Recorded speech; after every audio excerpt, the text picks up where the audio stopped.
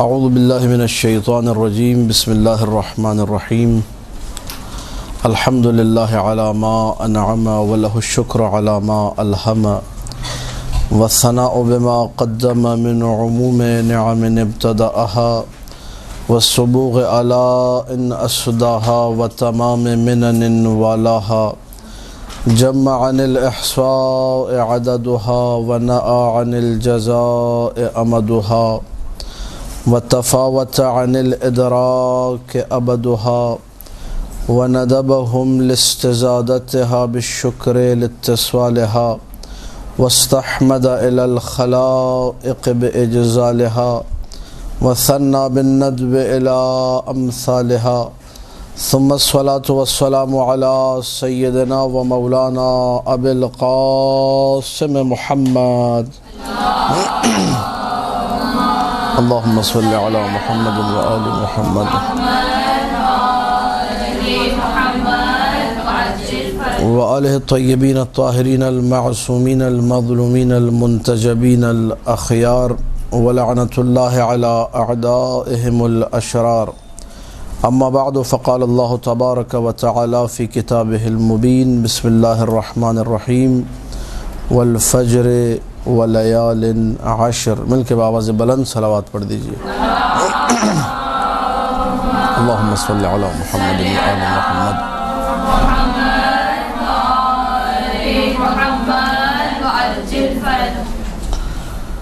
آج کی گفتگو ہماری سورہ فجر کے حوالے سے ہے انشاءاللہ.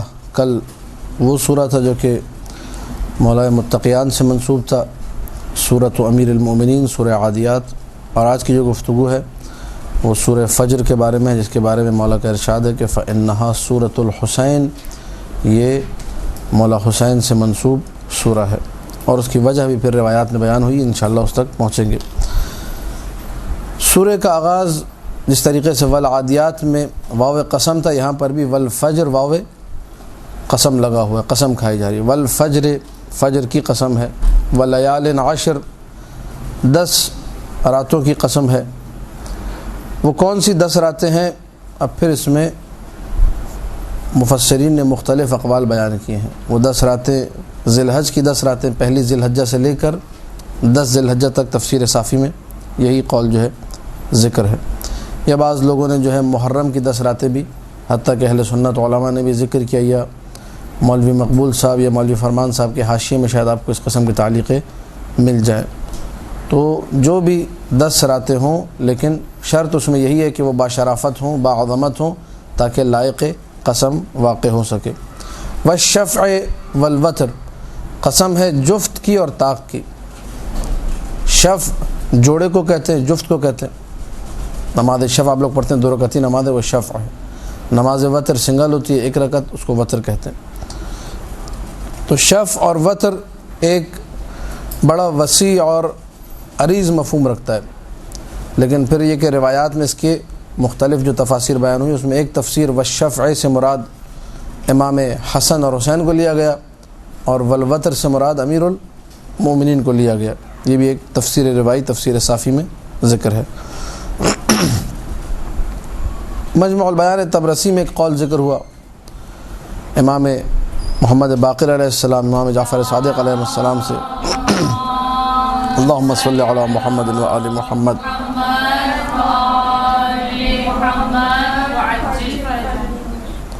فرمایا کہ شفع سے مراد ہے یوم الترویہ.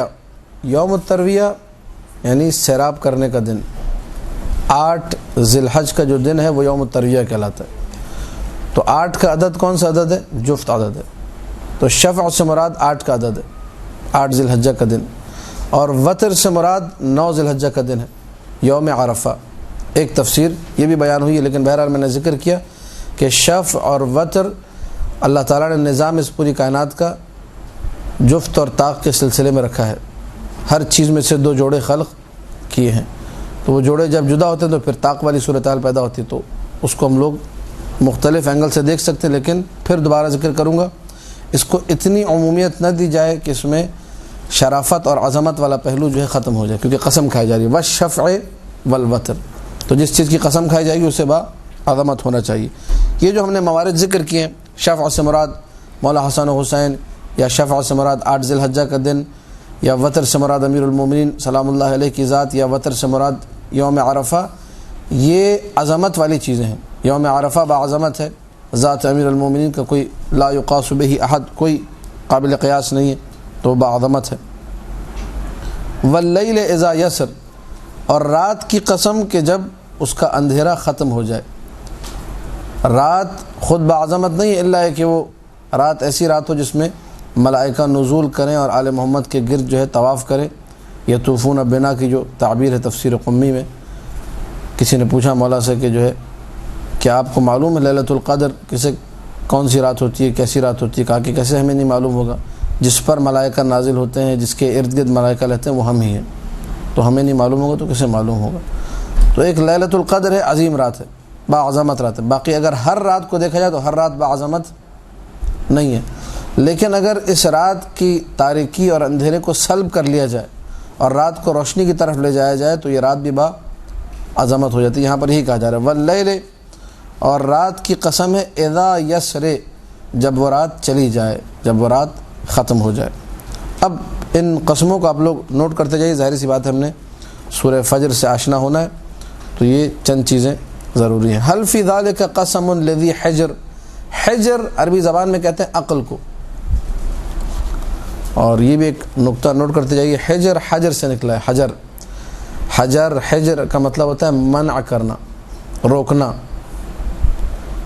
عقل کو عقل بھی اسی لیے کہا گیا کہ عقل کا مطلب بھی روکنا، تھامنا، باندھنا ہے، اور حجر بھی اسی لیے کہا جاتا ہے کہ حجر کا مطلب بھی منع کرنا ہے، روکنا ہے۔ عقل انسان کو روکتی ہے ہوا اور ہوس کے پیچھے جانے سے، عقل انسان کو باندھ کے رکھتی ہے، روک کے رکھتی ہے، اسی نسبت سے حجر کہا گیا۔ حجر ماں کی گود کو بھی حجر کہتے ہیں۔ یہ ماں کی گود بچے کے لیے پناہ گاہ ہوتی ہے، اسے آفات سے بلیات سے محفوظ رکھتی ہے، اسے گرنے سے چوٹ لگنے سے محفوظ رکھتی ہے، لہذا ماں کی گود کو حجر کہا جاتا ہے۔ اور مختلف دیگر موارد ہیں جہاں پر یہی تعبیر حا، جیم اور را استعمال ہوئی ہے۔ لفظ حجر معنی وہی ہے منع کا، تو حجر کا معنی کیا ہوا؟ منع کرنا۔ یہاں پر مراد کیا ہے حجر سے؟ عقل۔ حل فی ذالک قسم لذی حجر، کیا یہ ہم نے جو قسمیں ذکر کی ہیں والفجر ولیال عشر والشفع والوتر واللیل اذا یسر، یہ 4-5 قسمیں کھانے کے بعد اللہ کہہ رہا ہے حل فی ذالک قسم لذی حجر، ان موارد میں، ان جو ہے آیات کے اندر کیا قسم پائی جاتی ہے صاحبان عقل کے لیے۔ ذو عربی میں صاحب کے معنی میں ہے، والا اردو میں ہم کہتے ہیں والا، ذو مکان، مکان والا، ذو العلم، علم والا، ذو البیت، بیت والا، ذو الکتاب، کتاب والا، تو ذو حجر یعنی عقل والا۔ حل فی ذالک، ذالک یعنی 4 آیتیں جو گزشتہ آیت ہیں، کیا ان میں قسم ہے صاحبان عقل کے لیے؟ یعنی ان کو لگتا ہے کہ ان چیزوں کی قسم بن سکتی ہے، یہ باعظمت ہے۔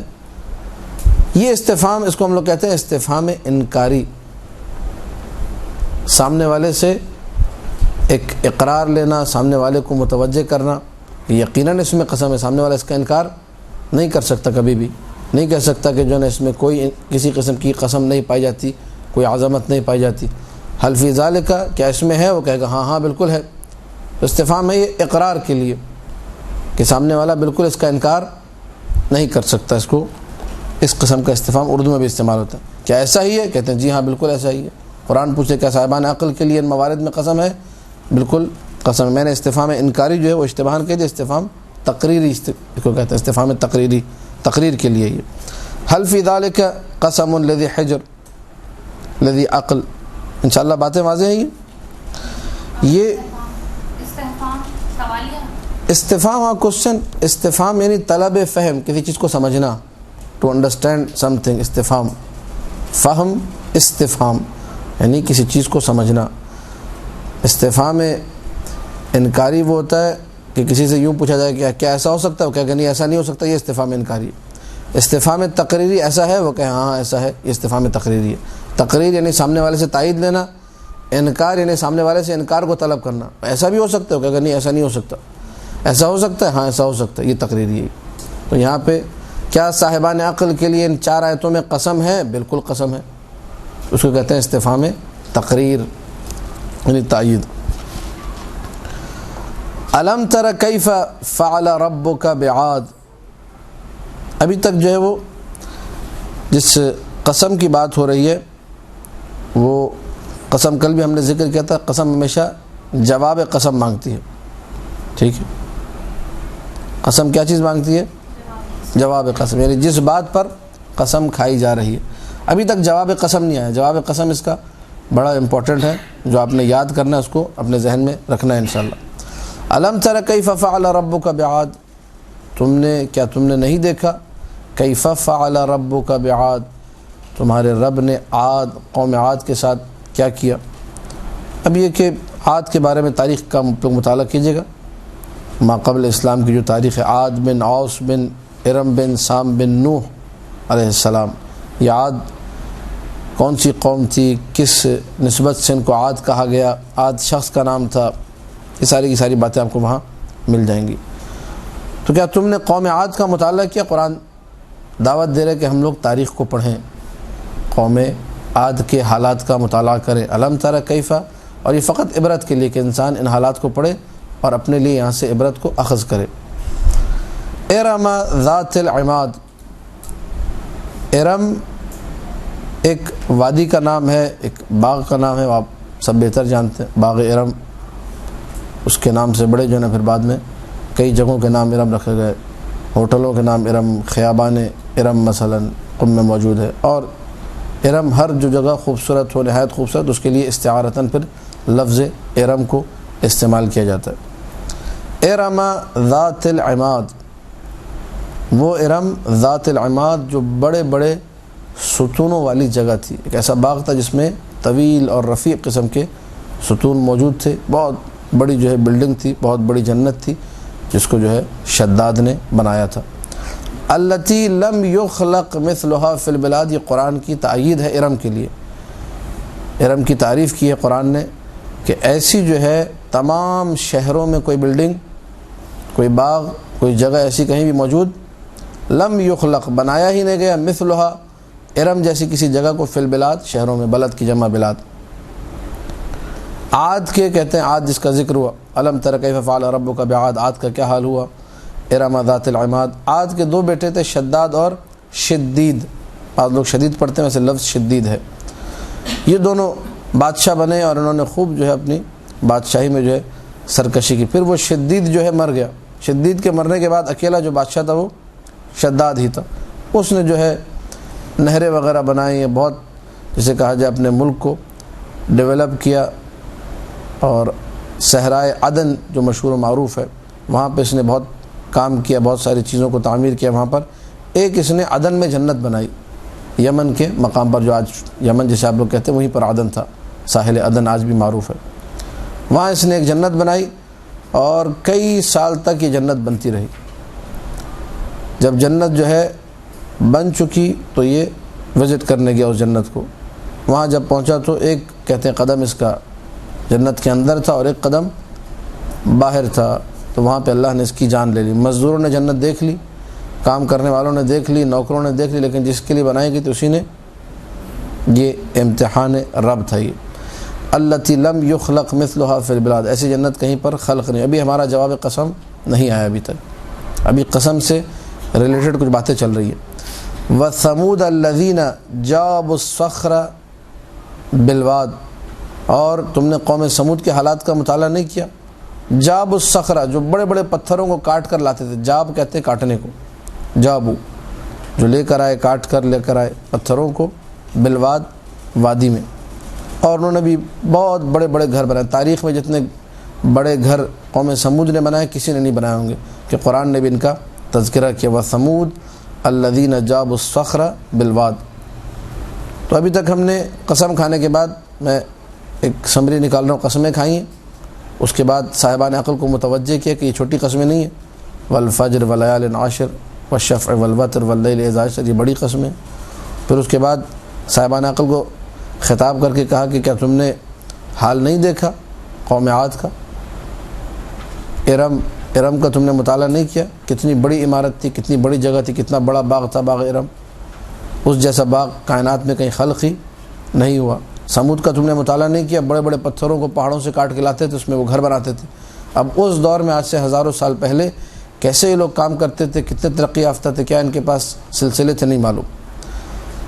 تیسرے مقام پہ 10ویں آیت میں اللہ کہہ رہا ہے وَفِرْعَوْنَ ذِي الْأَوْتَادِ، اور وہ جو کینوں والا فرعون تھا اس کے حالات تم نے نہیں دیکھے۔ اب کینوں والے، اس کو فرعون کو کیوں کہا گیا؟ یہ اپنا جو شکنجہ جسے ہم لوگ کہتے ہیں اردو میں، ظلم کرنا اور ٹارچر کرنا جو تھا مجرموں کو، ان کو زندہ زمین پہ لٹا کے ان کے بدن میں کیلے ٹھوک دیا کرتا تھا۔ جناب آسیہ کے ساتھ بھی اس نے یہی کیا تھا، جو عذاب دیتا تھا یہ، تو اسی لیے اس کو ذی الاوتاد کہتے تھے۔ الذین طغوا فی البلاد، 3 موارد آپ کے سامنے ہیں، نمبر 1 عاد، نمبر 2 ثمود، اس کے بعد فرعون ذی الاوتاد۔ ان سب کے بارے میں مشترکہ آیت ہے وفرعون ذی الاوتاد کے بعد الذین طغوا فی البلاد، یہ وہ لوگ تھے جنہوں نے شہروں میں سرکشی کی۔ کل کی اگر آپ لوگ آیات کو ذہن میں رکھیں، ان الانسان لربہ لکنود وانہ علی ذلک لشہید وانہ لحب الخیر لشدید۔ مال کی محبت انسان کو کنود بنا دیتی ہے، ناشکرہ بنا دیتی ہے، فرعون بنا دیتی ہے، عاد اور ثمود کے حالات پیدا کر دیتی ہے۔ اب وہی جملہ یہاں پر بھی آ رہا ہے، اس سے ملتا جلتا، الذین طغوا فی البلاد، جنہوں نے شہروں میں سرکشی کی، فاکثروا فیہا الفساد، اپنے کفر، اپنے ظلم، اپنی بربریت، اپنی درندگی کی وجہ سے چاروں طرف انہوں نے فساد پھیلایا۔ 13ویں آیت فصب علیہم ربک صوت عذاب، پس اللہ تعالیٰ نے اپنے عذاب کو ان پر نازل کیا۔ صبا انڈھیلنا، بھیج دینا، ڈال دینا، اپنے عذاب کو، عذاب کا جو کوڑا تھا، عذاب کا جو تازیانہ تھا، اللہ نے وہ ان پر مارا۔ 14ویں جو آیت ہے یہ اصل میں سورہ فجر کی سمجھ لیجئے مین تھیم ہے، یہ جس پہ سورہ فجر چل رہی ہے، اس کو نوٹ کر لیں آپ لوگ۔ والفجر ولیال عشر والشفع والوتر واللیل اذا، یہ 5 قسمیں کھانے کے بعد پھر آپ لوگوں سے تائید لی گئی کہ چھوٹی قسمیں تو نہیں، آپ نے کہا کہ نہیں یہ بہت بڑی بڑی قسمیں ہی، فجر کی قسم ہے، 10 مقدس راتوں کی قسم ہے، شفع اور وتر، کائنات کی جو معصوم ہستیاں ایک روایت کے مطابق حسن و حسین سلام اللہ علیہما، امیر المومنین کی قسم ہے، یا 8 ذی الحج اور 9 ذی الحج یوم ترویہ، حاجیوں کو پانی پلانے کا دن، یوم عرفہ، 9 ذی الحج کا دن، ان دنوں کی قسمیں کھائی گئی، ساری بڑی بڑی قسمیں۔ جب آپ سے تائید لے لی، اس کے بعد آپ کے سامنے کچھ حالات ذکر کیے تاکہ ان کا مطالعہ کرو، قوم عاد کا، قوم ثمود کا، فرعون کا۔ اب جس بات پہ قسم کھائی جا رہی وہ جملہ آ رہا ہے، ان ربک لبالمرصاد، تمہارا رب تمہاری طاق میں بیٹھا ہوا ہے۔ 5 قسمیں کھا کر اللہ جو جملہ کہنا چاہ رہا ہے، جو جواب قسم ہے، وہ یہ 14ویں آیت ہے سورہ فجر کی، اس کو آپ لوگ نوٹ کر لیجئے کہ اگر پوچھا جائے کہ بھئی سورہ فجر میں 5 قسمیں جو کھائی گئی ہیں وہ کیا بتانے کے لیے کھائی گئی ہیں، اور اس کو یوز کریں اپنے لبوں پر، اس کو جو سجائیں اس آیت کو، تاکہ تزکیہ نفس اور محاسبہ نفس کا سلسلہ جاری رہے۔ ان ربک لبل، کسی کو ٹوکنا ہو کبھی، جو آپ کی یہاں خواہران ہیں، کبھی کوئی غلط حرکت کوئی کر رہی ہو، کوئی ایسی چیز جو کہ نازبہ ہو، تو یہ آیت پڑھا کریں، ان ربک لبالمرصاد، تمہارا رب جو ہے تمہاری طاق میں بیٹھا ہے۔ دنیا والوں سے بچ جاؤ گی لیکن اپنے رب سے نہیں بچ سکو گی، اس کی جو ہے نگاہ ہے تمہارے اوپر۔ میں اور آپ اسی مطلب سے غافل ہوتے ہیں تو ہر قسم کی غلطی کی طرف، ہر قسم کے گناہ کی طرف قدم اٹھا لیتے ہیں کہ ہم لوگ رب کو احون الناظرین، سب سے دیکھنے والوں میں سب سے پست نعوذ باللہ اور سب سے کم سمجھتے ہیں۔ دنیا نہ دیکھ لے، اللہ دیکھتا ہے، دیکھتا ہے، اللہ کی کوئی ویلیو ہماری نگاہ میں عملاً پریکٹیکلی نہیں ہوتی۔ قرآن متوجہ کر رہا ہے 5 قسمیں کھا کر، ان ربک لبالمرصاد، تمہارا رب جو ہے ایک ایسی جگہ پہ بیٹھا ہے جو مکمل طور پہ مرصاد، اگر اس کو اچھی طرح سمجھنا ہو تو کبھی کسی آپ لوگ کونسلیٹ کی طرف جائیں یا کسی ایسی ایمبیسی وغیرہ کی طرف جائیں جہاں پہ اوپر، یا تھانے کی طرف جائیں جہاں چوکی بنی ہوئی ہے، ٹھیک ہے، یہ رینجرز والے گزر ہوتے گاڑی میں، تو ایک بندہ بالکل جو ہے وہ اپنی گن لے کے ایسے گھر رہا ہوتا ہے جیسے لگتا ہے ہمیں ہی ابھی فائر کر کے مارے گئی۔ یہ مقام رصد یعنی مقام دید، رصد کہتے ہیں، رصد گاہیں ہوتی تھی پہلے، ٹھیک ہے، علوم فلکیات میں مراصد اور رصد گاہوں کا تذکرہ ہے۔ فلکیات کا مطالعہ کرنے کے لیے، چاند کو دیکھنے کے لیے، ستاروں کو دیکھنے کے لیے، تو وہ بھی رصد لگاتے تھے، بڑی بڑی دوربینیں لگاتے تھے دیکھنے کے لیے۔ تو مرصاد کہتے ہیں کمینگاہ کو، جہاں پر جس مقام پر بیٹھ کر دیکھا جائے، طاق لگائی جائے، جہاں دیکھا جائے، جہاں سے اچھی طرح جسے کہتے ہیں کنٹرول کیا جائے، وہ کنٹرول روم ٹائپ کی چیز سمجھ لیجیے آپ اس کو، سمجھانے کے لیے اللہ کے لیے کسی کنٹرول روم کی ضرورت نہیں ہے۔ ان ربک لبالمرصاد، سمجھانے کے لیے انسان کو، جس طرح تم یہ دیکھتے ہو، وہ کہتے ہیں کیمرے کی آنکھ دیکھ رہی ہے تو لوگ بالکل سیدھے ہو کے چلتے ہیں، ورنہ کیمرے کی آنکھ نہیں ہو تو جو کرنا ہو کبھی پان کی پیک وہاں مار دیتے ہیں، کبھی 4 گالیاں بھی دے لیتے، کبھی کچرا بھی پھینک دیتے، لیکن اگر کیمرے کی آنکھ ہو تو بالکل انسان کے بچے بن کر وہاں پر چلتے ہیں۔ اور اللہ کہہ رہا ہے کہ ان ربک لبالمرصاد، تمہارا پروردگار تمہیں دیکھ رہا ہے، تمہاری نگرانی کر رہا ہے۔ سورہ انفطار میں بھی کہا ان علیکم لحافظین کراما کاتبین یعلمون ما تفعلون، تمہارے اوپر اللہ نے کچھ نگہبان مقرر کیے ہوئے ہیں، مسلسل تمہارے اعمال کو لکھ رہے ہیں، جو تم کرتے ہو وہ سب جانتے ہو، یہ مت سوچو کہ کوئی نہیں دیکھ رہا، نہیں۔ ان ربک لبالمرصاد، مولانا جو ہے مولا امیر المومنین علیہ الصلوۃ والسلام نے اللہم صلی علی محمد و آل محمد،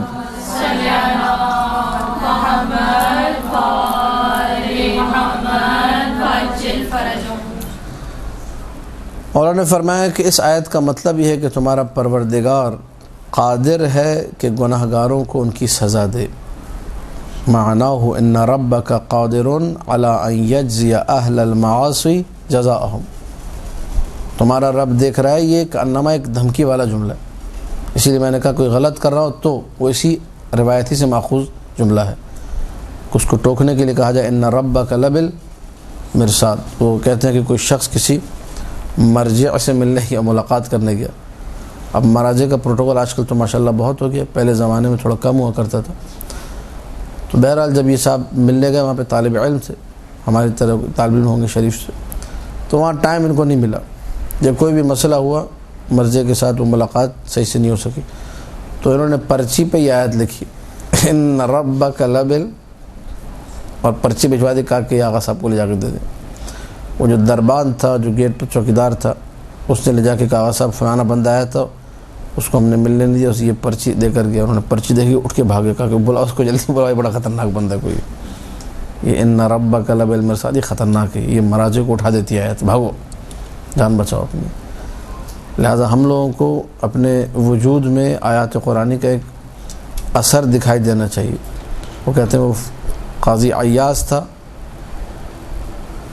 ظاہراً مومن بھی نہیں تھا، شیعہ نہیں تھا، سنی تھا، اس نے آیت سنی کہ ڈکیتی مارنے کا تھا، کیا کرنے کا تھا، چوری کرنے، دیوار پہ چڑھا تو اندر سے قرآن کی تلاوت کی آواز آ رہی تھی۔ اب واقعہ سچا ہے کیسا نہیں معلوم، بہرحال اثر پذیری کے حوالے سے بات کر رہا ہوں۔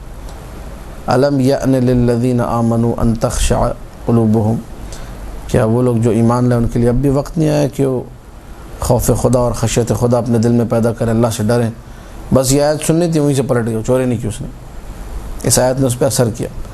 ہم لوگوں کا معاملہ سب سے بڑا جو اس وقت پرابلم میں سمجھتا ہوں وہ یہ کہ جتنی آیتیں سنا دو، جتنی روایتیں سنا دو، شاید 100 میں سے چند لوگوں پہ اثر کرتی ہے، باقی پہ اثر بھی اس کی بھی وجوہات ہیں۔ کچھ لوگ اصلاً متوجہ نہیں ہوتے، ہاتھ میں موبائل ہے، ادھر ادھر دیکھ رہے ہیں، توجہات ان کی کہیں اور ہوتی ہیں، ہوتے یہاں پر ہیں لیکن بغیر ٹکٹ کے کہیں اور گھوم رہے ہوتے، سفر کر رہے ہوتے، پلان کر رہے ہوتے، یہاں جاؤں گا، یہ کروں گا، وہ کروں گا، یہ بھی وجوہات ہیں۔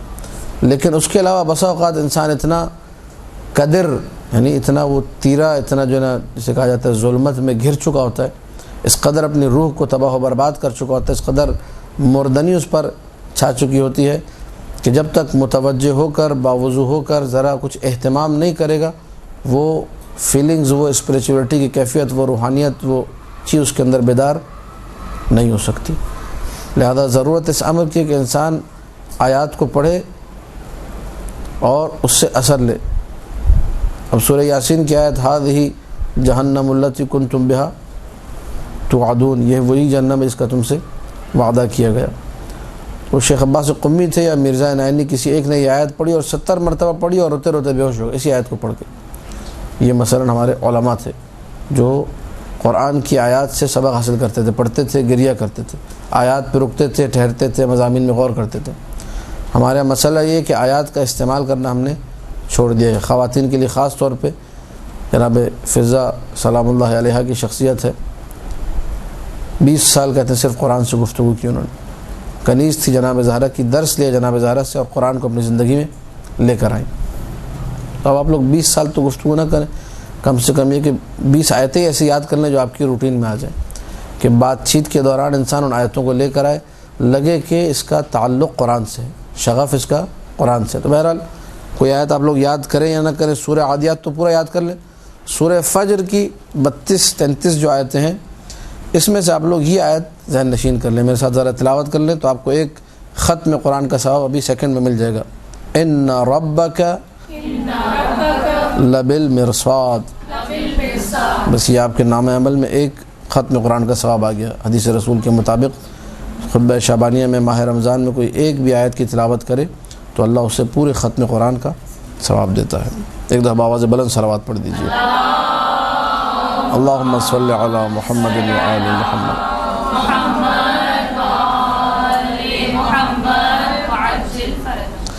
میرے ساتھ اب میں نے بارہا یہ نقطہ ذکر کیا کہ ایک تفسیر اگر آپ کے سامنے آتی ہے، ایک وضاحت آتی ہے آیت کی، تو اس کا مطلب یہ نہیں ہے کہ دوسری کوئی وضاحت نہیں ہو سکتی، ممکن ہے سینکڑوں ہو سکے۔ خود مولا نے سورہ بقرہ کی ایک آیت کے بارے میں فرمایا، تفسیر میزان میں علامہ طباطبائی نے لکھا ہے کہ اس آیت کی میں 10 لاکھ تفسیریں کر سکتا ہوں۔ 10 لاکھ کہہ دینا آسان ہے، 1000 ٹھیک ہے، ہم لوگ 1000 کیا 100 بھی نہیں کر سکے شاید، لیکن یہ امیر المومنین ہے، باب مدینۃ العلم، فرما رہے کہ میں 10 لاکھ تفسیریں کر سکتا ہوں، لہٰذا 2-3 تفاسیر ہوں تو کوئی جائے تعجب نہیں ہے۔ ایک تفسیر مرصاد کی ہم نے مولا کی زبانی آپ کے سامنے پیش کی کہ مولا علی علیہ السلام نے کیا فرمایا، مرصاد یعنی تمہارا رب قادر ہے کہ گناہ گاروں کو ان کی سزا دے سکے۔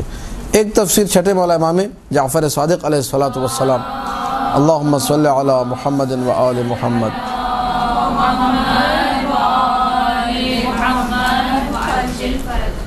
مولا فرماتے ہیں مرصاد قنطرۃ علی الصراط، مرصاد جو ہے ایک پل ہے صراط پر، لا یجوزها عبد، کوئی بندہ یہاں سے نہیں گزرے گا، بمظلمۃ عبد، کسی دوسرے بندے کا حق مار کے، یعنی اس کو یہاں سے گزرنے کی اجازت پروردگار دیکھ رہے۔ یہاں ہم نے کسی کے ساتھ برا اگر کیا، ابھی کل والے جو سوالات تھے آپ لوگوں کے کہ اگر کسی کا جو ہے حساب اتنا دقیق ہے کہ آبا کا دامن بھی بغیر اجازت کے ہاتھ میں لیا تو وہاں حساب ہوگا، شدید حساب ہوگا۔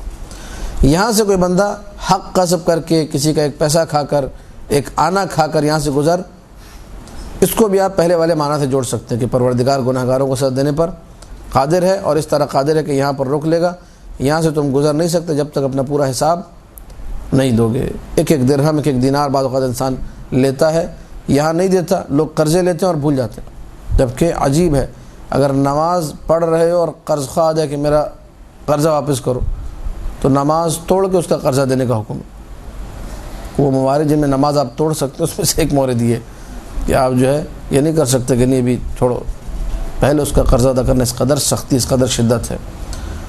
ہمارے یہاں لوگ قرضہ لیتے ہیں اسی لیے کہ اب واپس ہم نے کبھی، بہت سارے لوگ ایسے معاشرے میں موجود ہیں جو پلٹ کے نہیں پوچھتے، بھول جاتے ہیں، ہاں بھائی دے دیں گے، مرے تھوڑے جا رہے کوئی، ان کو موت کا بھی یقین نہیں، خود ایسے جملے دہراتے ہیں جن سے اس کا کفر ثابت ہوتا ہے۔ جو معاد کا منکر ہے وہ کافر ہے، وہ کہتے ہیں مرنا تھوڑی، ابھی ہم نے دے دیں گے ہم، ان کو موت کا بھی کوئی یقین۔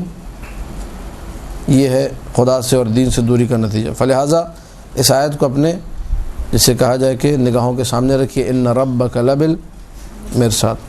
فاما الانسان، بڑی پیاری آیات ہے اور بہت انسان کے ضمیر کو جھنجھوڑنے والی آیت۔ اذا مبتلاہ ربہ فاکرمہ ونعمہ فیقول رب اکرمن، انسان کے حالات یہ ہیں، اذا مبتلاہ ربہ، جب اس کا رب سے امتحان لیتا ہے، یہ امتحان ہے، کیسا امتحان ہے یہ؟ فاکرمہ، امتحان ہو رہا ہے، اللہ اس کی عزت و احترام میں اضافہ کر دیتا ہے، ونعمہ، نعمتوں سے مالا مال کر دیتا ہے، فیقول رب اکرمن، کہتا ہے بڑا مولا کا کرم ہے، رب کا میرے بڑے کرم پہ کرم ہو رہے ہیں، بڑے نعمتوں پہ نعمتیں آ رہی ہیں، بڑی ایک سے ایک جو ہے میرے پاس مال و دولت کی فراوانی ہے، ہر چیز الحمدللہ موجود ہے۔ رب بھی اکرمن یہ تعبیر کہتا ہے کہ میرے رب نے مجھ پر بڑا کرم کیا۔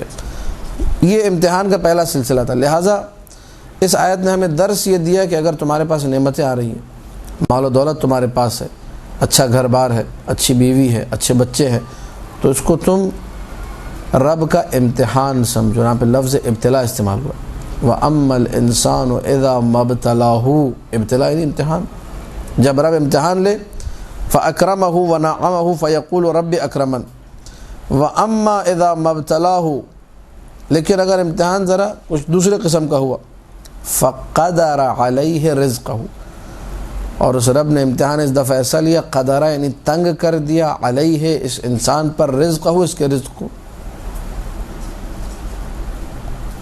من اعرض عن ذکری فإن له معیشۃ ضنکا، جس نے میرے ذکر سے روگردانی کی میں اس کی زندگی میں تنگی واقع کر دوں گا۔ یہ دوسری آیت ہے۔ یہاں پر کیا ہے؟ اللہ امتحان لے رہا ہے اور رزق میں تنگی کر رہا ہے۔ ہم لوگوں کی مشکل یہ کہ جب بھی ہم لوگ جاب لیس ہوتے ہیں، ہمارے گھر کی خواتین کو بھی سوچنا چاہیے، بچہ جاب لیس ہے، اس کی جاب نہیں لگ رہی، یا مثال کے طور پر کوئی اور پریشانی ہے، کاروبار تھا شوہر کا وہ نہیں چل رہا ہے، ماں باپ ایک اچھے سیٹلڈ قسم کے لوگ تھے، وہ حالات خراب ہو گئے، تو ہمیشہ ہم لوگ ظاہری اسباب کے پیچھے بھاگتے ہیں۔ کیا وجہ ہے؟ اور خواتین کا تو ایک بڑا المیہ، ایک بڑی دردناک صورتحال یہ کہ بہنا کوئی نہ کوئی بندش ہوئی ہوگی، کسی نہ کسی کی نظر لگ گئی، نظر کھا گئی، میں کہہ رہی تھی تیرے سے نظر کھا گئی، ٹھیک ہے، یہ نظر ہے، یہ انڈا توڑ کے رشید ترابی پارک کے سامنے پھینکا ہو، پتہ نہیں لیمو کاٹ کے پھینکا ہو، مرچیں جلا دو، یہ حرکتیں ہوتی ہیں۔ پھر اس آیت کی طرف متوجہ نہیں۔ وَأَمَّا الْإِنسان، پہلے کیا کہا؟ اِذَا مَبْتَلَاهُ رَبُّهُ فَأَكْرَمَهُ، اب کہا ہے وَأَمَّا اِذَا ابْتَلَاهُ فَقَدَرَ عَلَيْهِ رِزْقَهُ، یہ ہو سکتا ہے پروردگار کا امتحان ہو، اس کو امتحان کی نیت سے کوئی نہیں دیکھتا، سوچتا ہی نہیں کوئی اس بارے میں کہ بھائی یہ پروردگار کا امتحان بھی ہو سکتا ہے۔ ہمیشہ بھاگیں گے ظاہری اسباب کے پیچھے، بندش، جادو، ٹونا، سحر، فلانا کی نظر، فلانا کا حسد، تعویذ، گنڈا، ان چکروں میں بھاگیں گے، اپنے اعمال کو درست کرنے کی طرف متوجہ نہیں ہوتے۔ وقت پہ نماز پڑھی جائے، قرآن کی تلاوت ہو، خواتین کا حجاب درست ہو، جو اساسیات ہیں، جب تک اساس آپ کی درست نہیں ہے، بنیاد ٹھیک نہیں ہے، وہ گھر کبھی بھی ٹھیک، وہ تعویذ کے چکر میں بس مولانا صاحب کو ایسا تعویذ دے دے چھو منتر ہو جائے۔ تم نماز پڑھتے ہو؟ کہہ رہے نماز نہیں پڑھتے ہوں۔ ایسے بندے پر کیسے تعویذ اثر کرے گا جو نماز ہی نہیں پڑھ رہا؟ تعویذ کیا ہے؟ آیت قرآنی ہے۔ تعویذ کیا ہے؟ معصومین کی دعائیں ہیں۔ نماز اس نے پڑھنی ہے نہیں، روزہ اس نے رکھنا نہیں ہے، وضو کبھی وہ زندگی میں نہیں کرتا، غسل پتہ نہیں اس کو آتا ہے نہیں آتا، ایسے بندے پہ کہاں سے تعویذ اثر کرے گا؟ ایسے بندے کے صرف تعویذ سے پیسے ضائع ہوں گے، اگر مولوی صاحب نے پیسے بھی لے لیے تعویذ کے، چلو بھائی لے آؤ 20-25 ہزار روپے۔ لہٰذا اس چیز کو آپ لوگ معاشرے میں بیان کریں، اس کی ترویج کریں کہ اگر آپ کی اساسیات مضبوط نہیں ہیں تو کسی تعویذ کے چکر میں رہنے کی ضرورت، ہاں اساسیات درست ہیں، اس کے بعد آپ مشکل ہو خدا سے، انسان سب سے پہلا کام یہی کرے کہ خدا سے لو لگائے، خدا کو پکارے، 2 رکعت نماز پڑھے، مصلی بچھائے، سرکار ابوالفضل عباس کے علم پر جائے، وہاں جا کر دعا مانگے، اپنی حاجات کو طلب کرے، دیکھیں معاملات حل ہوتے نہیں ہوتے۔ اگر پھر بھی حل نہیں ہوتے، کچھ عرصہ گزر جائے، ذرا امتحان کو امتحان کی شکل بننے دیں۔ یہاں پہلے دن آفت پڑتی ہو فوراً بھاگتے ہو، تعویذ لاؤ، یہ کر لو، وہ کر لو، فلانا ڈھمکانا۔ امتحان سے جب ایک وقت گزر جائیں، اور دعائے ابو حمزہ صومالی، دعائے عرفہ، تقریباً تمام دعاؤں میں مضامین موجود ہے۔ آخری جملہ دیکھیے گا دعائے ابو حمزہ صومالی کا، آخری لائنوں میں جملہ آپ کو نظر آ جائے گا، وَرَضْنِي مِنَ الْعَيْشِ بِمَا قَسَمْتَ لِي، بار الہ زندگی میں جو تو نے میرا مقدر رکھا ہے اس پہ مجھے راضی رہنے کی توفیق عطا فرما۔ ہم لوگوں میں سے کوئی ایک راضی ہونے کو تیار، چھلانگیں مار مار کے بس آگے بڑھ جائیں۔ اس کے پاس ایسا فریج آیا تو میرے پاس اس سے اچھا ہونا چاہیے، اس کے پاس یہ واشنگ مشین ہے میرے پاس آٹومیٹک آنی چاہیے، اس کے گھر میں یہ کلر ہوا ہے تو میں اس سے اچھا کرا لوں، اس کے یہ شادی کا خرچہ تو میرا اس سے زیادہ، اس کا فلانا ہال تھا میرا اس سے۔ ہر چیز میں ہم لوگ، اگر وہ نمرود ہے تو میں فرعون بن جاؤں، اگر وہ فرعون ہے تو میں نمرود بن جاؤں۔ یہ صورتحال ہے، یہ واقع امر بیان کر رہا ہوں۔ جب یہ صورتحال ہوگی تو انسان ابتلا کسے کہتے ہیں، امتحان کسے کہتے ہیں، کبھی اس کی طرف متوجہ نہیں ہوتا۔ اب یہ بدبخت انسان کہ جس کا پروردگار نے امتحان لیا، رزق میں تنگی کر دی، اس نے کیا بدتمیزی کی؟ قرآن اس کی بدتمیزی کا ذکر کر رہا ہے۔ بدبخت میں نے اس لیے کہا اس کو، فَيَقُولُ رَبِّ أَهَانَنِ، میرے رب نے میری اہانت کی ہے، میرے رب نے، یعنی یہ سمجھ لیجئے ایک گندی سوچ ہے کہ انسان اپنے آپ کو کچھ نہ سمجھے۔ پھر تم آئے دنیا میں، تم بھی تو عمل کرنا ہے نہیں کرنا۔ مولا امام زین العابدین علیہ السلام کا ارشاد گرامی ہے، اللہم صلی علی محمد و آل محمد۔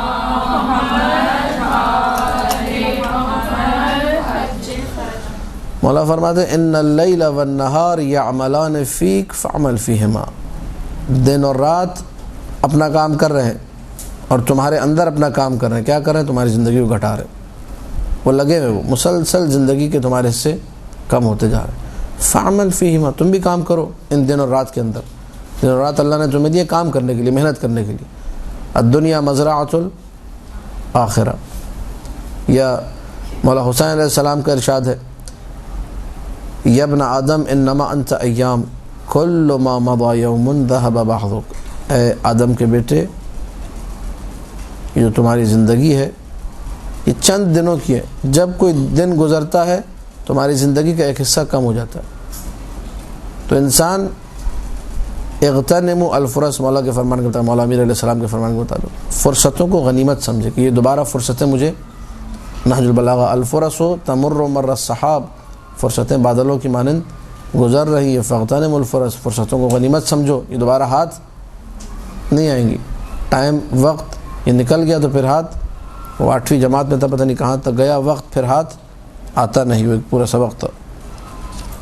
فیقول ربی اہانن، کیوں کہتا ہے یہ ربی اہانن؟ اس کی نگاہیں جو ہے وہ پستی کی طرف مائل ہیں، اس کی فکر جو ہے بری فکر ہے، اور جو کچھ ہے وہ کہتا ہے بھائی اللہ نے کیا. یہ یزید کی سوچ بھی یہی تھی. یزید اسی سوچ کا حامل تھا کہ جو اللہ پہ ڈال دو. کہہ رہا تھا نعوذ باللہ نقل کفر نباشد. یزید کے خباثت بھرے کلمات تھے کہ الحمدللہ، حمد اس خدا کی، الذی قتل حسین ابن علی، جس نے حسین کو قتل کیا. یعنی اپنے آپ کو کچھ نہیں سمجھتا تھا. قتل خود کیا، جنگ خود لڑی، فوجیں خود بھیجی، لشکر خود بھیجے، پانی خود بند کرایا، قتل خود کیا. کہتا نہیں حمد خدا کی جس نے حسین کو قتل کیا. یہ ایک بری سوچ ہے، یزیدیوں والی سوچ کہ انسان ساری وہ کار بد خود کرے اور لعنت کرے شیطان پر. وہ کہتے ہیں ماہ رمضان میں شیطان بند ہو گیا تو پھر اتنی برائیاں کیوں، اتنے پھڈے کیوں ہیں؟ یہی بتانے کے لیے کہ تم بھی شیطان ہی کے بھائی ہو، تم کم نہیں ہو.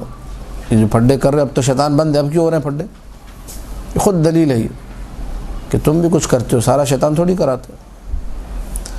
فلذا ہر چیز کو رب پر ڈال دینا درست. اب اگلی آیت میں 17ویں آیت میں اللہ نے جب کہا کہ یہ بندے کی سوچ ایسی ہے، نعمت ملے اللہ کا لاکھ لاکھ شکر، اللہ نے نعمت دی. اچھا یہ والا شکر بھی قابل تعریف نہیں ہے. توجہ فرمائیے گا، بڑا جملہ کہہ رہا ہوں میں. یہ والا شکر بھی قابل تعریف نہیں ہے. یہ اصلاً اپنے آپ کو کچھ نہیں سمجھتا ہے، یہ اپنے آپ کو مجبور سمجھ ہے. دے دیا اللہ نے دے دیا، برا بھی کیا تو اللہ نے کیا. اس کی سوچ ہی خراب ہے، فکر ہی خراب ہے، عقیدہ ٹھیک نہیں ہے. اللہ نے تعریف نہیں کی، اس نے کہا بھئی میرے رب نے مجھے دیا، اللہ نے اس کو قابل ستائش قرار. اللہ نے کیا کہا؟ 17ویں آیت بتا رہی ہے کلا، تمہارا امتحان ہوا، تمہارے رزق میں تنگی ہوئی. کیوں ہوئی؟ بل لا تکرمون الیتیم، بل لا یکرمون الیتیم. یہ لوگ ایسے لوگ تھے جو کہ یتیموں کا احترام نہیں کرتے تھے، یتیموں کا خیال، یتیموں کی کفالت کرنا، یتیم کی پرواہ کرنا، یتیم کا خیال رکھنا معاشرے کے ہر فرد کی ذمہ داری ہے. ہر فرد اپنا حصہ ڈالے. کوئی یتیم خانہ ہے تو میری اور آپ کی ذمہ داری جائیں مدد کریں، کسی بھی حوالے سے. 1 درہم دے سکتا ہوں، 1 روپیہ دے سکتا ہوں، جس کی جتنی استطاعت ہو. فرض کسی پر کچھ نہیں کتنا دینا ہے، لیکن حصہ ڈالنا ہے. خاص طور پہ ہمارے اگر ایسے یتیم خانے ہوں جہاں پہ سادات کے بچے موجود ہوں، سادات یتیم ہوں، تو سادات کے جو کفالت کا سلسلہ ہو تو عجیب ہے، اس کا عجیب ثواب ذکر ہوا ہے. فلذا انسان اس کو اپنی ذمہ داری سمجھے. جب بھول جائے گا یتیموں کو، ملت جعفریہ کے شہداء ہیں، شہید ہو رہے ہیں، ان کے بچے یتیم ہیں، ان کے سروں پہ کون ہاتھ رکھے گا؟ ان کے لیے بات کون کرے گا؟ ان کے لیے پیسہ کون خرچ کرے گا؟ ان کے لیے ڈونیشن کون دے گا؟ میں کیا کروں بھائی، میری کوئی ذمہ داری نہیں. یہاں رب آ کے میرے رزق میں تنگی واقع کر دے گا. اچھا، اور آیت آ جائے گی کلا بل لا تکرمون الیتیم، یتیموں کا اکرام نہیں کیا. ولا یحاضون علی طعام المسکین، مسکین کا جو کھانا ہے اس کے لیے جو ہے کبھی کسی کو ترغیب نہیں دلائی. بعض لوگ ہوتے ہیں کہ میں تو کچھ نہیں کر سکتے. نہیں, آپ کچھ کر سکتے, کیوں نہیں کر سکتے؟ کتنے ہمارے ایسے مومنین ہیں جو خود کچھ نہیں کر سکتے تھے, یعنی خود ان کے پاس مال نہیں تھا, لیکن جا کر بات کی بھئی فلانا صاحب اچھا کام کر رہے ہیں, صرف بات کرتے ہوں, بھاگتے ہیں اس کے لیے اپنی جیب سے کرایہ بھی لگا دیتے ہیں تھوڑا بہت آنے جانے کا. 10 لوگوں سے جا کے ملیں گے, اپنا پورا دن لگا دیں گے اس پر, لیکن اینڈ میں پتہ چلا جی 1 لاکھ روپیہ مل گیا تو کام تو ہو گیا. ایک یتیم خانے کے لیے, ایک مسجد کے لیے. ایک ہمارے دوست ہیں, انہوں نے کئی مسجدیں بنوا دی ہیں سندھ کے اندر, 20-25 مسجدیں بنوا چکے, اور سب اسی طرح. کسی سے کہتے ہیں بھائی تم سیمنٹ کا کر دو, کسی سے کہتے ہیں تم بجری کا کر دو, کسی سے کہتے ہیں تم اینٹیں ڈلوا دو. وہاں گاؤں گوٹھوں میں جاتے ہیں, لوگوں کو آمادہ کرتے ہیں, بات کرتے ہیں کہ تم لوگ شیعہ امیر المومنین, تمہارے گاؤں میں مسجد ہی نہیں ہے. ابھی ریسنٹلی میں پرسوں رات انٹیریئر سندھ میں ٹنڈو آدم میں انہی کے پروگرام میں گیا تھا میں. وہاں جا کر جو ہے ایک عزا خانے کا, ایک بارگاہ کا ہم نے افتتاح بھی کیا, جہاں کوئی بارگاہ وغیرہ کا تصور ہی نہیں تھا, انہیں پتہ ہی نہیں تھا, تھے شیعہ لوگ. تو اب یہ بندہ کیا کام کر رہی ہے؟ یہ زحمت کر رہی ہے, لوگوں سے بات کر رہا ہے. ہم لوگوں میں سے بعض لوگ بات کرنے کو بھی تیار, اللہ نے زبان دی ہے, زبان کو اچھی جگہ انسان استعمال کرے. وَلَا يَحَاضُّونَ عَلَىٰ طَعَامِ الْمِسْكِينِ, 2 چیزیں, ایک تو یتیم کا احترام نہیں کرتے, دوسرا مسکین کے طعام کے حوالے سے کوئی ترغیب بھی نہیں دلاتے کسی کو. چلو بات کر لے بندہ, یہ وہ بھی کرنے کو تیار. یعنی خلاصہ ان لوگوں کا یہ کہ انہوں نے کچھ بھی نہیں کیا. جب کچھ بھی نہیں کیا تو اللہ تعالیٰ نے ان کے رزق میں تو کمی کر دی, تنگی واقع کر دی. یہ آیات, اگلی آیت کون سی پڑھیے گا ذرا اگر آپ لوگوں کے پاس ہے تو, سورہ فجر.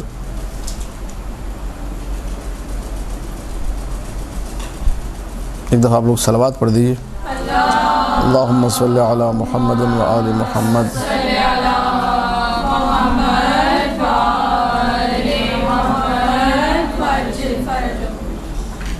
یہ آیت چونکہ سورہ تقریباً یاد تھا مجھے, تے ہے کلا بلا تکرمون الیتیم, یہاں تفسیر صافی میں یکرمون لکھا ہوا, یہ غلط ہے, یہ مس پرنٹنگ ہے, اب نہیں معلوم کیا ہے ہمارے پاس کتاب میں. 17, 18, 19 پڑھنا بھی ہم لوگ. 17ویں آیت کلا بلا تکرمون الیتیم, ہمارے پاس یکرمون لکھا ہوا, یہ مسٹیک ہے پرنٹ میں مؤسسہ عالمی کے. قرآن میں ہے کلا بلا تم لوگ اکرام نہیں کرتے یتیم کا. ولا تحاضون, تے ہے ولا تحاضون علی طعام المسکین, مسکین کے کھانے کے حوالے سے تم نے کسی کو ترغیب نہیں دلائی, کسی سے بات نہیں کی.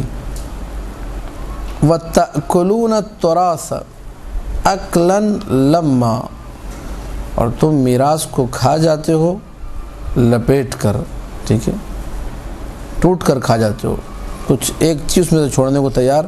لم عربی میں کہتے ہیں جمع کرنے کو, اور دعاؤں میں بھی ہے اللہم المم شعثنا, لم سے لم, یا اللہم المم شعثنا کا شعث کہتے ہیں بگڑی ہوئی حالت کو, خراب حالت کو, بکھر جانے کو. بہرحال ہماری جو بکھرے ہوئے شیرازہ ہے اس کو تو سمیٹ دے, سمیٹنا. تأکلون التراث اکلا لما, تم سب سمیٹ کے ہڑپ کر جاتے ہو, جمع کر کے, حلال و حرام تم سب کھا جاتے ہو, تمہیں کوئی پرواہ. یہ بڑے مسئلے ہیں ہمارے معاشرے کے مسئلے. میراث کھانے کے ماہر, کیونکہ میراث کے مسئلے نہیں آتے, ٹھیک, بیوی کو حق نہیں دیں گے, ماں باپ کو بس اوقات حق نہیں دیں گے, رشتہ داروں کے جو حقوق ہے وہ نہیں دیں گے, وصیت کا تو کوئی تصور ہی نہیں, جبکہ وصیت کے بارے میں احادیث عجیب ہے. من مات بغیر وصیت مات میتۃ الجاہلیہ, جو وصیت کے بغیر مرا وہ بھی کفر کی موت مرا ہے. اس قدر گھمبیر معاملات ہیں. لہٰذا خدا را میراث کے مسائل کو سیکھیے, اتنے مشکل مسائل نہیں ہیں, آسان مسائل ہیں. میتھمیٹکس تھوڑی سی آتی ہو, بندہ آرام سے ان مسئلوں کو حل کر سکتا ہے. پہلا طبقہ کون سا ہے, دوسرا کون سا ہے, تیسرا کون سا. خاص طور پہ جب جو ہے ایک ساتھ ایکسیڈنٹ ہو, پتہ چلا اماں ابا دونوں گزر گئے, 3 بچے چھوڑ کر گئے. اب کچھ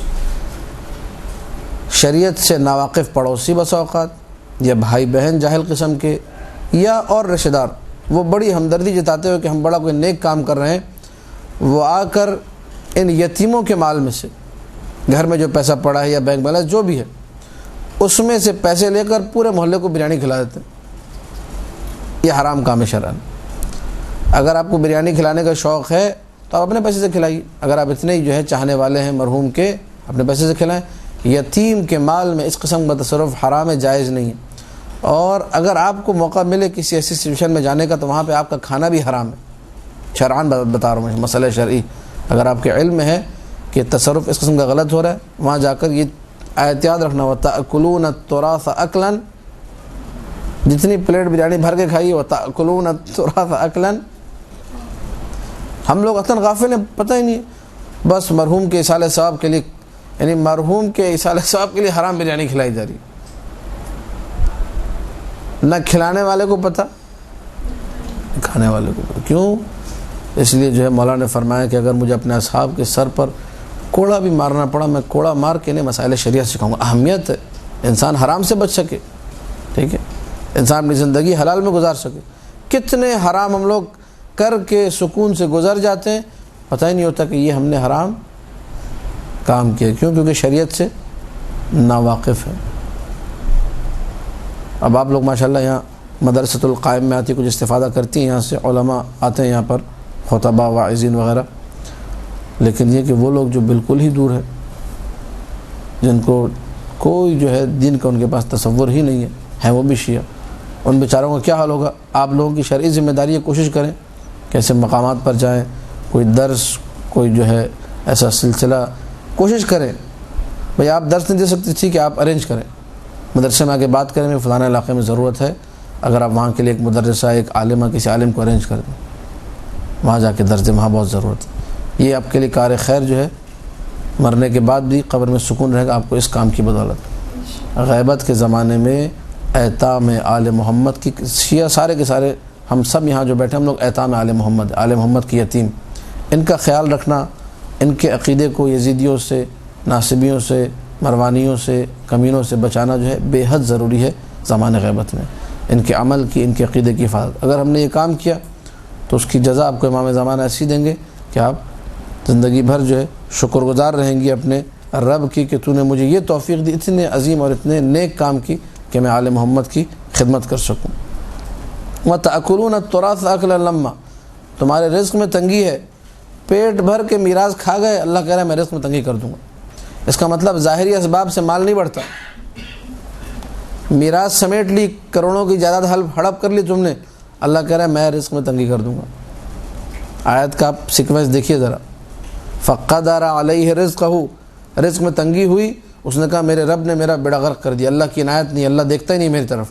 اللہ نے کہا نہیں، تم نے یتیم کا احترام نہیں کیا، مسکین کے حوالے سے، فقراء کے حوالے سے تم نے کوئی بات چیت نہیں کی کسی سے. میراث ہڑپ کر رہے ہو، تم سمجھ رہے تھے میراث ہڑپ کر کے تم مالدار بن جاؤ گے. رزق میں تنگی میں کرتا ہوں، رزق دینا میرا کام ہے، رزق چھیننا بھی میرا کام ہے. اچھے رہو گے تو رزق دوں گا، اور بدماشی کرو گے تو رزق چھین لوں گا. فلہذا اگر کوئی یہ سوچ رہے، کوئی بیوقوف شخص کہ میں ظاہری طور پہ مال و اسباب سمیٹ لوں گا، کتنے لوگ ہیں ایسے واقعات آپ کے علم میں ہوں گے جو کروڑوں کماتے ہیں لیکن اربوں کے مقروض ہیں.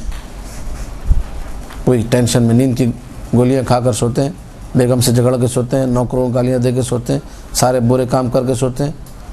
کل تھا وہ مہمانوں کو بھی آنے گھر میں نہیں دیتے. کروڑوں کما رہے ہیں، مہمان نہیں آنا چاہیے.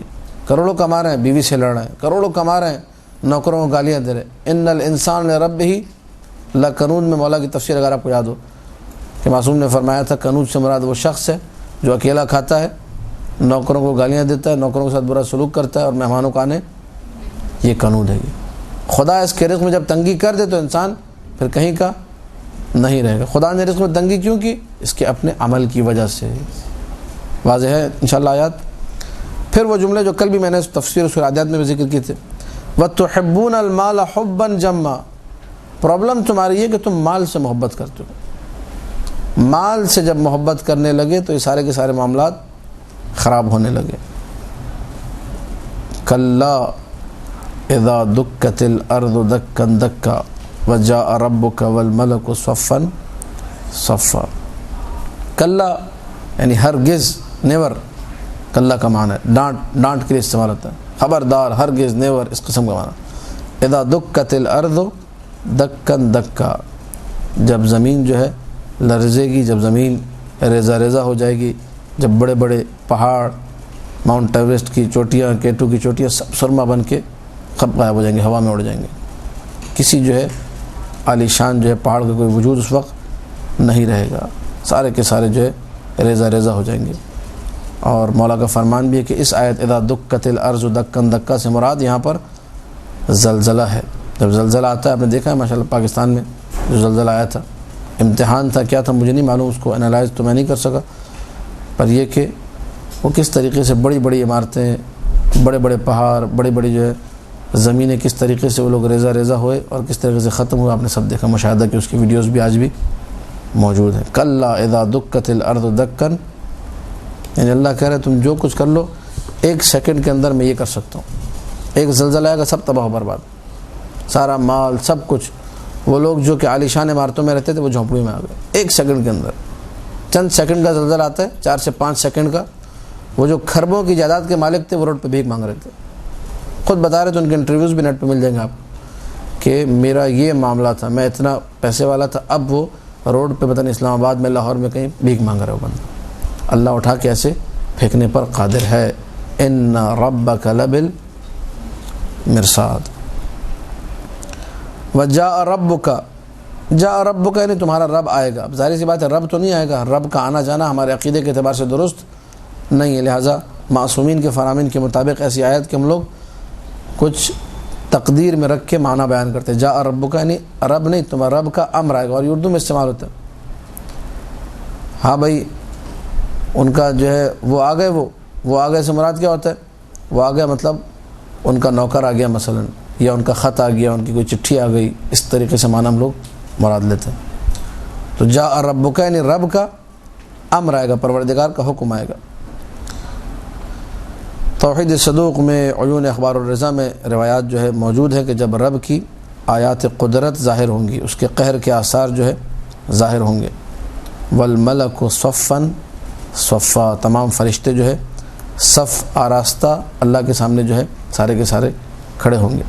وجیء یومئذ بجہنم، پھر اس دن جو ہے لایا جائے گا جہنم کو۔ یومئذ یتذکر الانسان، دنیا میں اس نے ہوش کے ناخن نہ لیے، دنیا میں اس کو ہوش جب وہاں جہنم دیکھے گا، جب وہاں پروردگار کی ہیبت دیکھے گا، جب وہاں حشر کو دیکھے گا، تب اس سے جو ہے یاد آئے گا کہ تو ساری باتیں میں نے سنی تھی اللہ کے رسول سے، انبیاء سے، معصومین سے، علماء سے، خطبہ سے، جو مجھے ڈرایا کرتے تھے، اور میں ان کی باتوں کو ایک کان سے سن کے دوسرے کان سے نکال دیتا تھا۔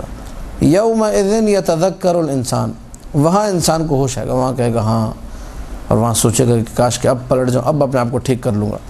وَأَنَّا لَهُ الذِّكْرَى، لیکن اب جو ہے کوئی فائدہ، اب یاد کرنے کا کوئی فائدہ نہیں ہے۔ یہاں شیخ جعفر شوستری کا جملہ ہے، یہاں تم نے اگر چند پانی والے نمکین آنسو بہا لیے، یہ آنسو جہنم کی آگ کو بجھا سکتے ہیں، اور بروز حشر تم خون کے آنسو بھی بہاؤ گے، وہاں جو ہے کچھ بھی فائدہ نہیں ہوگا۔ جو کرنا ہے یہاں دنیا اس لیے قرار دی گئی ہے مزرعۃ الآخرہ، انسان آخرت تک صحیح طریقے سے پہنچ سکے۔ اب روایات جو ہے اس میں جی یومئذ بجہنم، جہنم کو کس طریقے سے کھینچ کر لایا جائے گا، ملائکہ جو ہے جہنم کو کیسے جو ہے کھینچ کر لائیں گے، اور کتنی ہزار لگامیں ہوں گی، کیا ہوگا تفصیل آپ لوگ تفسیر کے اندر اس کا مطالعہ کیجیے گا۔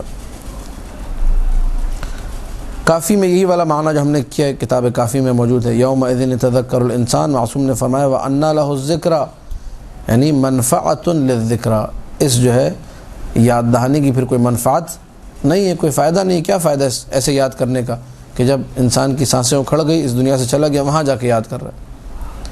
وہ سورہ مومنون کی ظاہراً آیت ہے، رب ارجعون، اپنے رب سے کہا کہ مجھے پلٹا دے، ارجعنی، مجھے پلٹا دے، ارجعون، وہاں بھی کلا آئے گا، کلا، ہرگز، نیور، کلا یعنی نیور، ہرگز تمہیں پلٹایا، انہا کلمۃ ہوا قائل، یہ بندہ ہے قبر میں جو 1000 بار کہے گا مجھے پلٹا دے، مجھے پلٹا دے، اب میں اچھے کام کروں گا، اب میں خمس دوں گا، اب عورت کہے گی اب میں حجاب کروں گی، اب میں اپنا مکمل حجاب کا خیال رکھوں گی، الٹے سیدھے کپڑے نہیں پہنوں گی، بالکل انسان کی بچی بن کے چلوں گی، کہا جائے گا نہ، کلا انہا کلمۃ ہوا قائلھا، یہ اس کی بات ہے، اللہ کی طرف سے کلا ہے، ہرگز تمہیں پلٹایا، دنیا میں مہلت دی تھی، جو کرنا تھا وہاں کرنا تھا، یہاں 1000 بار بھی کہیں گے پلٹا دے پلٹا دے، وہاں پلٹنا پھر ممکن نہیں ہے۔ یقول، اس وقت انسان کہے گا یا لیتنی قدمت لحیاتی، کاش کہ میں نے اپنی زندگی میں کچھ نیک اعمال انجام دیے ہوتے، کاش کہ میں زندگی میں اچھے کام کرتا۔ فَيَوْمَئِذٍ لَا يُعَذِّبُ عَذَابَهُ أَحَد، اس دن بروز حشر کسی کو ایسا عذاب نہیں کیا جائے گا۔ وَلَا يُوثِقُ وَثَاقَهُ أَحَد، اور کوئی اس کی طرح اللہ کی طرح پکڑ نہیں کرے گا۔ یہ عذاب الہی کو انسان اگر یاد نہ رکھے تو پھر غفلت کا شکار ہو جاتا ہے۔ اللہ کا جو عذاب ہے اس سے بچ کے جانا ممکن نہیں ہے۔ فشار قبر ہے، ہر انسان کے لیے فشار قبر ہے، ہر مومن کے لیے فشار قبر ہے۔ جی گناہ کر رہے ہیں فشار قبر ہوگا تاکہ گناہوں سے نجات مل جائے۔ کسی نے کہا مولا اگر کسی کو سولی پر لٹکا دیا جائے، سولی پہ اگر لٹکا دیا جائے قبر ہی نہ ہو تو پھر کہا کہ اللہ ہوا کو معمور کرتا ہے، ہوا اس کو دباتی ہے، فشار ہوا کے ذریعے اللہ جسم کے ریزہ ریزہ ٹکڑے کر سکتا ہے، ہوا اللہ کی فرما برداری کرے گی۔ لہٰذا ہر حال میں فشار قبر ہوگا، فشار قبر سے بچ کے نہیں جا سکتے۔ اب پھر جو ہے وہی والی بات کہ ہمارے ہاں پڑھنے والوں نے جو ہے کہا ہے کہ فشار قبر کو پتہ نہیں کیسے نڈھال کر دوں گا، میں خود فرشتوں سے کوئی، یہ غلط ہے، ایسے شعر نہیں پڑھنے چاہیے اور خوف خدا کرنا چاہیے، یہ بدتمیزی ہے۔ وَلَا يُوثِقُ وَثَاقَهُ أَحَد،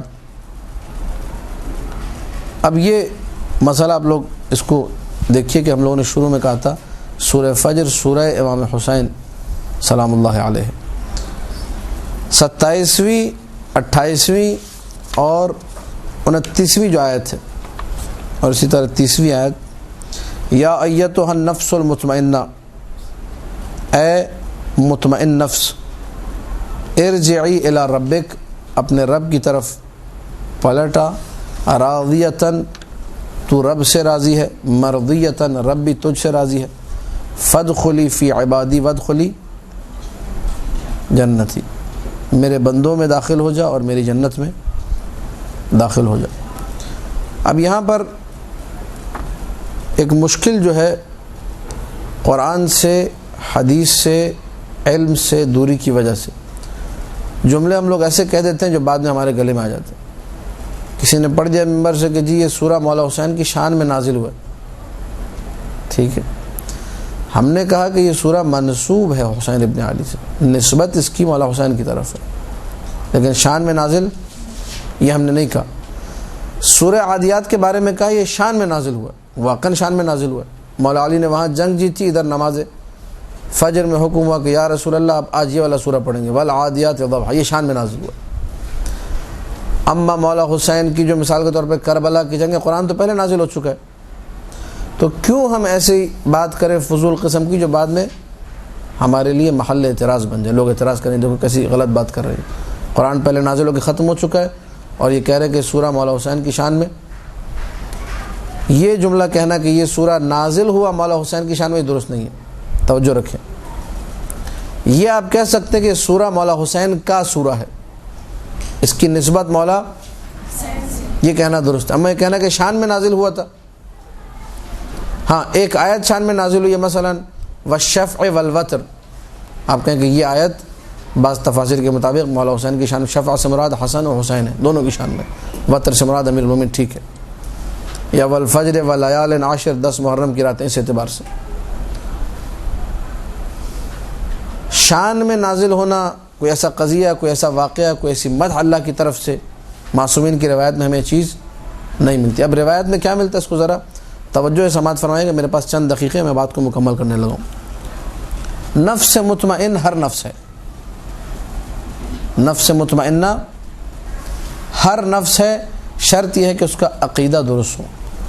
امیر المؤمنین سلام اللہ علیہ کو خلیفہ بلا فصل مانتا ہو، رسول کے بعد کسی اور غاصب کی ولایت کا قائل نہ ہو، جناب زہرا کو مظلومہ سمجھتا ہو، اپنے تمام عقائد اس کے جو ہیں تشیع کے وہ درست ہو۔ یہ شخص جس کا عقیدہ درست ہے، جب یہ دنیا سے جائے گا تو کیا ہوگا؟ اب روایت سماعت فرمائیے تاکہ جواب مل جائے آپ کو۔ امام جعفر صادق علیہ الصلاۃ والسلام، اللہم صلی علی محمد و آل محمد،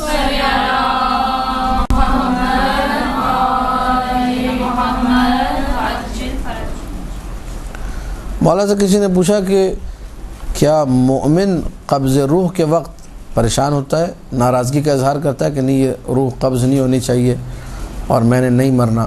تو مولانا نے کہا لا واللہ، خدا کی قسم ایسا نہیں ہے۔ اذا اتاہ ملک الموت، جب ملک الموت آتا ہے، لیقبض روحہ، جب تاکہ اس کی روح قبض کرے، جزع عند ذلک، وہاں پریشان ہوتا ہے، ابھی قبض نہیں ہوئی روح، ابھی روح قبض کرنے آیا، اور جس کی روح قبض ہونے لگتی ہے اس کو آثار دکھائی دیتے ہیں، اس کو پتہ چل جاتا ہے کہ ہاں میں نے اس دنیا سے جانا ہے، یا یہ چیختا ہے، روتا ہے، پکارتا ہے کہ میں نہیں مرنا۔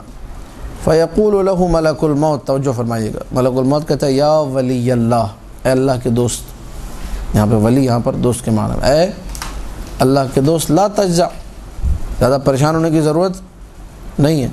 فوالذی بعث محمدً صلی اللہ علیہ وآلہ، قسم اس ذات کی جس نے بعث کیا رسول اکرم صلی اللہ علیہ وآلہ کو، لأنا ابر بک واشفق علیک من والد رحیم، میں ایک مہربان باپ سے زیادہ تم پہ مہربان ہوں، میں انتہائی تمہارے ساتھ اچھا سلوک کروں گا۔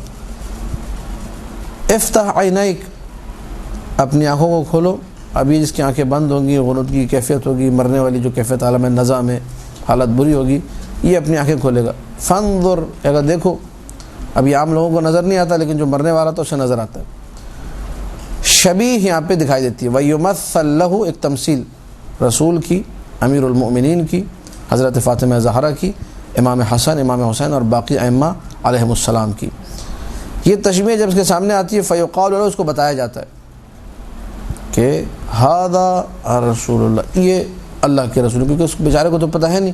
اب یہ الگ بات ہے، ہماری خواتین اور مرد اتنے خواب دیکھتے ہیں اور سب ان کو پتہ ہوتا ہے، کون سارے اماموں کو پہچانتے بھی، پتہ نہیں کیسے پہچانتے ہیں، ہمیں سمجھ میں نہیں آج تک کہ میں نے مولا حسین کو خواب میں دیکھا، وہ کہاں سے پہچانا آپ نے نہیں معلوم، ٹھیک ہے، میں نے مولا کو خواب میں دیکھا۔ اور مولا نے نعوذ باللہ، اللہ معاف کرے، بعض ایسی باتیں بتاتے ہیں، مولا نے ایسا کام کا ہوتا ہے جو کسی شریعت میں درست نہیں ہے، نہ حضرت نوح کی شریعت میں، نہ حضرت آدم کی شریعت میں، نہ حضرت موسیٰ عیسیٰ کی شریعت میں، نہ اسلام کی شریعت میں۔ وہ کام کا ہوتا ہے آپ یہ کر دیں، ٹھیک ہے، فلانا کہ جو ہے نا آپ گھر سے جا کر یہ سامان لیں اور آپ استعمال کریں، یہ کہا ہے معاملہ، استغفر اللہ، یہ کیسے کہہ سکتے ہیں؟ واقعی محسن قراتی نے ایک اچھی مثال پیش کی، کہا کہ کسی نے جو ہے مجھے آ کر کہا کہ میں نے امام رضا کو خواب میں دیکھا ہے، مولا رضا نے کہا کہ محسن قراتی سے جا کے 1 ملین تومان لے لو۔ تو محسن قراتی جو ہے وہ مزاح کے معاملے میں مشہور ہیں، انہوں نے کہا ٹھیک ہے میں آپ کو 2 ملین دوں گا، آپ مولا رضا کو میرے خواب میں آ کے مجھے کہیں میں دے دوں گا، کیونکہ تمہارے خواب میں آ کے کہہ رہے کہ لے لو اس سے جا کے، تو ان کو میرے خواب میں آ کے مجھے کہیں میں دے دیں، میں 1 نہیں میں 2 ملین دینے کو تیار ہوں، ایک دفعہ امام رضا میرے خواب میں آ جائے بس، ٹھیک۔ فلذا یہ لوگ جو خواتین اور جو مرد حضرات خواب میں دیکھتے ہیں، میں بعض اوقات پھر کچھ ایسے جملے کہے تو میرے گلے میں آ جاتے ہیں۔ ایک دفعہ صلوات پڑھی آپ لوگ، اللہم صلی علی محمد و آل محمد۔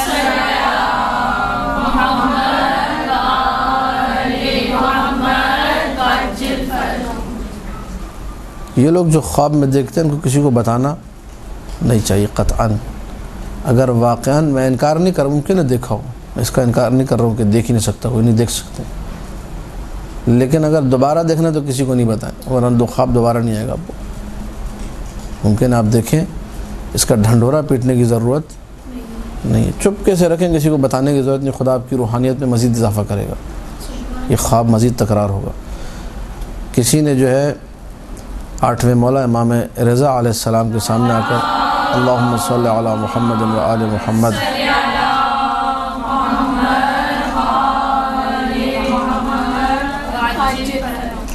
مولا کے سامنے آ کر کہا مولا میں نے جو ہے رسول اللہ کو خواب میں دیکھا ہے۔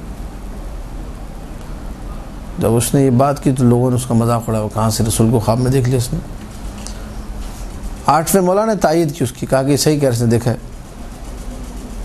امام معصوم کی تائید ہو گئی، یہ صحیح کہہ رہا ہے اس نے خواب میں۔ اس کے بعد مولانا نے ایک جملہ کہا جو میرے اور آپ کے لیے درس ہے، چونکہ روایت یہاں آ گئی اس لیے ذکر کر رہا ہوں۔ مولانا نے کہا یہ صحیح کہہ رہا ہے اس نے دیکھا ہے، لیکن میں جو رسول کا بیٹا ہوں، فرزند رسول ہوں، امام رضا کہہ سکتے ہیں، میں جو رسول کا بیٹا ہوں، اگر میں خواب میں دیکھوں اپنے جد رسول اکرم کو، میں کسی کو نہیں بتاؤں گا کہ میں نے خواب میں دیکھا۔ دقت فرما رہا ہے آپ اس جملے پر، اس جملے کی وزن کے اوپر، بھاری پنے کے اوپر۔ میں امام رضا اگر رسول اکرم کو خواب میں دیکھوں، میں کسی کو وہ جس کا پتہ ہی نہیں ہے کہ اس نے دیکھا بھی ہے یا پورے علاقے کو بتاتا ہے، نظر بھی گھر پہ کرا دیتا، بریانی کی دیگ بھی منگوا لیتا، ماتم بھی کروا دیتا ساتھ میں کہ میں نے خواب میں دیکھا. یہ چیزیں مناسب نہیں ہیں، غلط چیزیں ہیں اور اس کے نقصانات ہیں، عجیب و غریب قسم کے نقصانات ہیں. لہٰذا اگر کوئی ایسی کیفیت ہو، میں کیفیت کا منکر نہیں ہوں، لیکن خدا را اس کو محفوظ رکھیں اپنے ماں بعد کے لیے. اس کے سامنے لایا جائے گا اور پھر بتایا جائے گا. ہم نے یہاں سے نقطہ اٹھایا تھا، یہ بتایا جائے گا یہ رسول ہیں، یہ مولا علی ہیں، یہ بی بی ہیں، یہ امام حسن، امام حسین، باقی ائمہ کا، یہ سب تمہارا سہارا ہے، تمہارے دوست ہیں. یہ اپنی آنکھیں کھولے گا، جیسے ہی اپنی آنکھیں کھولے گا آل محمد کی شبیہوں کو دیکھے گا، تمثال جو صورتیں ہوں گی، تصویروں کو دیکھے گا. یہاں جو ہے رب کی ندا آئے گی، یہ صورتوں کو دیکھنے کے بعد بالکل مطمئن ہو جائے گا، سکون مل جائے گا اس کو. پتہ نہیں آپ لوگ زری پر گئے یا نہیں گئے، کبھی انسان زری پر جاتا ہے، امیر المومنین کی مولا حسین کو سکون ملتا ہے، اس کو دیکھ کے سکون ملتا ہے. جن کی زری کو دیکھ کر سکون ملتا، خود ان کی تصویریں دیکھ کر کتنا سکون ملے گا. اس وقت انسان کو سکون آ جائے گا، اس کو بالکل اطمینان آ جائے گا کہ اب اس سے دنیا کی محبت دل سے نکل گئی ہے، اب صرف آل محمد کی محبت اس کے دل کا قرار، چین، سکون بن جائے گی. یہاں جو ہے آواز آئے گی، یا ایتھا النفس المطمئنہ، اے نفس جو آل محمد کو دیکھ کر مطمئن ہو گیا، اپنے رب کی طرف پلٹا، ارجعی الی ربک راضیۃ بالولایہ، تم ان کی محبت پہ راضی ہو، مرضیہ، اللہ بھی جو ہے تم سے راضی ہے، تمہارے ثواب کے اوپر راضی، تمہیں ثواب دے گا. فادخلی فی عبادی، میرے ان بندوں کے دامن میں آ جا، یعنی آل محمد کے عبادی سے مراد یہاں پہ محمد و آل محمد ہے. فادخلی فی عبادی، ان بندوں کے ساتھ آ جا، معصوم کی روایت کے مطابق، یعنی محمد صلی اللہ علیہ وآلہ بیتہ. وادخلی جنتی، میری جنت میں داخل ہو جائے. اس وقت کائنات میں جب یہ مؤمن آل محمد کی ان صورتوں کو اپنے سامنے دیکھے گا، اس کی نگاہ میں روح نکلنے سے زیادہ پسندیدہ کوئی چیز نہیں ہوگی. فما من شیء احب الیہ من استلال روحہ، سب سے زیادہ پسندیدہ چیز اسے کیا ہوگی کہ روح نکل جائے. واللحوق بالمنادی، اور وہ جو پکار کے کہہ رہے یا ایتھا النفس المطمئنہ، اس سے جا کر مل جائے. اب جب یہ بات واضح ہو گئی کہ یہ آیات ہر مومن کے لیے وہ آل محمد کو دیکھ کر مطمئن ہوگا، اور آواز ہے یا ایتھا النفس المطمئنہ. جب آل محمد کو دیکھنے والوں کے لیے یا ایتھا النفس المطمئنہ کی آیت ہے، تو کیا خود آل محمد کے لیے نہیں ہے؟ بات واضح ہے نہیں ہے. اس لیے یہاں پر معصوم نے آ کر فرمایا فی ہذہ الآیہ یعنی الحسین ابن علی علیہم السلام، کائنات میں جو اطمینان حسین ابن علی علیہ السلام کو وہ کسی کے پاس ہے، آخری وقت سجدے میں سر کٹے، یہ اطمینان ہے کسی کے پاس؟ جو سر کٹ کے بھی قرآن کی تلاوت کرے، یہ اطمینان ہے کسی کے پاس؟ الہی آخری وقت کے جو جملے مولا کے، لا معبود لی سواک، میرا کوئی معبود نہیں تیرے علاوہ. الہی ترکت الخلق ترا فی ہواک، میں نے ساری مخلوق کو ترک کر دیا تیری محبت میں، ساری کائنات کو چھوڑ دیا. یہ اطمینان کی منزل کس کے لیے سوائے حسین ابن علی کے لیے؟ لہٰذا اس کا بہترین مصداق، ایک مصداق اتم، ایک مصداق اکمل، ایک مصداق اعلیٰ ذات حسین ابن علی ہے، نفس مطمئنہ کا. کتاب ثواب الاعمال میں روایت ہے، مجمع بیان طبرسی میں ہے، یہاں پہ تفسیر صافی میں بھی ہے. اقرؤوا سورۃ الفجر فی فرائضکم و نوافلکم، اپنی واجب نمازوں میں، اپنی مستحب نمازوں میں سورہ فجر کی تلاوت کیا کرو. فإنها، معصوم کا ارشاد ہے، فإنها سورۃ الحسین ابن علی علیہم السلام، یہ سورہ کس کا سورہ ہے؟ سورہ حسین ابن علی ہے. من قرأها، جس نے سورہ کی تلاوت کی، کان مع الحسین علیہ السلام، یہ بروز حشر مولا حسین کے ساتھ ہوگا قیامت میں. فی درجۃ من الجنہ، جنت کے ایک درجے میں، اس کا شمار مولا حسین کے حسینیوں میں اس کا شمار ہوگا. سورہ فجر کو پڑھنے والا کون ہوگا؟ حسینی ہوگا. تو آپ لوگ جو نعرہ لگاتے ہیں ہم حسینی ہیں دنیا میں پھیلے ہوئے، تو یہ سورہ فجر پڑھیں تاکہ انشاءاللہ ہم سب کا شمار حسینیوں میں ہو. سورہ عادیات کو بھی پڑھیے، سورہ فجر کو بھی، یا علی اور یا حسین کا نعرہ بلند کیجیے. والسلام علیکم ورحمۃ اللہ وبرکاتہ. برحمتك يا أرحم الراحمين، وصلى الله على محمد وآله عليه الطاعة